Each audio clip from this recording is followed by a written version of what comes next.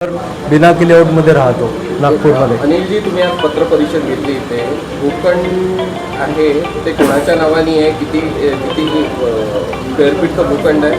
कधीपासून तुम्ही तिथे राहता आणि तुम्हाला आता कोण दबाव टाकत आहे ते खाली करण्यासाठी?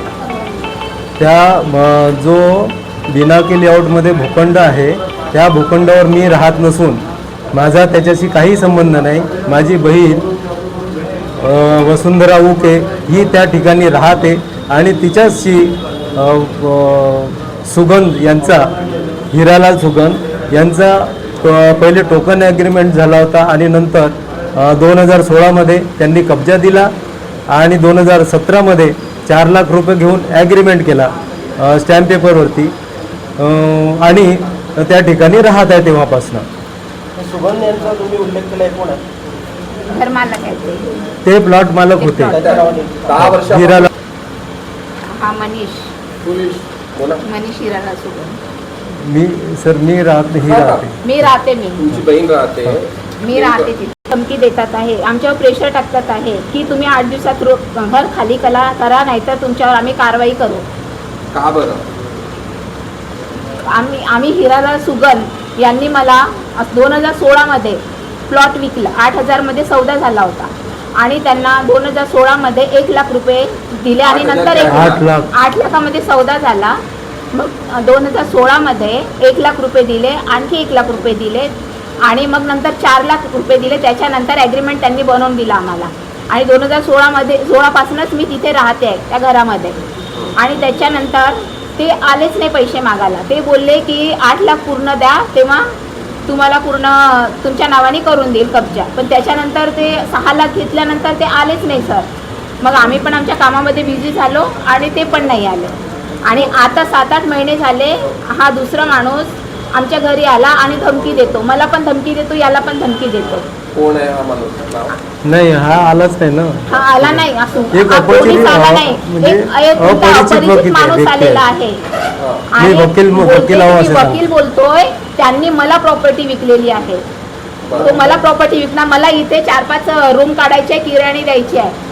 मी प्रॉपर्टी डीलर आहे. फोन करून बोललं असेल, नाव येत असेल, काहीतरी येत असेल. फोन त्यांच्याकडे रेकॉर्ड आहे, माझ्याकडे रेकॉर्डिंग आहे. त्यांचं काय येतं? नाही, नाव नाही. कोणत्या तरी कंपनीचं नाव आलं होतं तेव्हा. त्यानंतर काय झालं तुमच्यासोबत? पोलीस अधिकारी आणि तुम्हाला काय म्हटलं? तुम्ही कोणी बोलवलं तुम्हाला तिथे? त्यांनी आम्हाला फोन करून बोलवलं 13 तारखेला. आम्ही गेलो. सूचनापत्र त्यांनी दिलं, तुम्ही तुमच्या नावाने कंप्लेंट आहे. मग आम्ही 13 तारखेला गेलो तिथे. आम्ही तिघं पण गेलो, माझा भाऊ, मी आणि मॅडम. आम्ही तिघं पण तिथे गेलो. तेव्हा ते आम्ही सगळं डॉक्युमेंट जे आमच्याकडे डॉक्युमेंट्स होते त्यांनी हिरालाल सुगंधनी दिले होते ते सगळे डॉक्युमेंट्स त्यांना दाखवले. त्याच्यानंतर पण ते डॉक्युमेंट्स बघूनही सुद्धा इग्नोर केलं त्यांनी आणि आम्हाला पुन्हा धमकी देऊन राहिले की तुम्ही 8 दिवसात खाली करा. कोण धमकी देतो? हा PI विनायक बोलले. हा आम्हाला धमकी देतो आहे की तुमच्यावर कारवाई करणार, 8 दिवसात खाली करा तुम्ही. हा प्रकार न्यायालयीन आहे तरी सुद्धा तुम्हाला खाली करायची धमकी देतो आणि आमचे न्यायालयाचे कागद पण सगळे आहे आणि आम्ही कोर्टामध्ये केस पण केलेली आहे. कोर्टात केस कशासाठी केली तुम्ही? घरासाठी. काय म्हणजे आम्हाला एक तर आम्हाला रजिस्ट्री करून द्या, आम्हाला न्याय द्यायचा. आता आपली मागणी काय नेमकं? हे जे आता आमची मागणी आहे की हा आम्हाला धमकी देतो आणि खोटा आरोप लावतोय की 25 लाख तुम्ही मागितले आहे, तुम्ही शिव्या दिल्या घाण. कोणते 2 माणसं आले होते त्यांना कोणी शिव्या दिल्या माझ्या भावाने. हे खोटा आरोप हा विनायक बोलले माझ्या भावावर लावतो आणि त्यांनी पत्र पाठवलं डायरेक्ट. विनायक बोले जे आहे, हा विनायक बोलले यांनी आमच्यावर खोटा आरोप लावलाय सर. माहिती नाही त्यांनी पैसा घेतला असेल त्यांच्याकडनं. जे आरोप तुमच्यावर लावले त्याच्यामध्ये धमकी लिहिलेली आहे. धमकी पण आम्ही एकटे आले पण नाही आमच्याकडे पैसे मागायला. आता समोर CP सरांना तक्रार केली आहे सर. ही तक्रार आहे, सरांकडे तक्रार केली आहे. मागणी काय याच्यामध्ये? मागणी याच्यामध्ये आहे की गुन्हे शाखा युनिट क्रमांक 5चे वरिष्ठ पोलीस निरीक्षक श्री विनायक गोल्हे यांनी आपल्या पदाचा अधिकाराचा गैरवापर करून वादविण्याची धमकी देऊन मानसिक व शारीरिक छळ केल्याने चौकशी करून कायदेशीर कारवाई करावी. आणि त्या पोलिसांचा आम्हाला जर काही त्रास झाला माझ्या भावाला मला हा.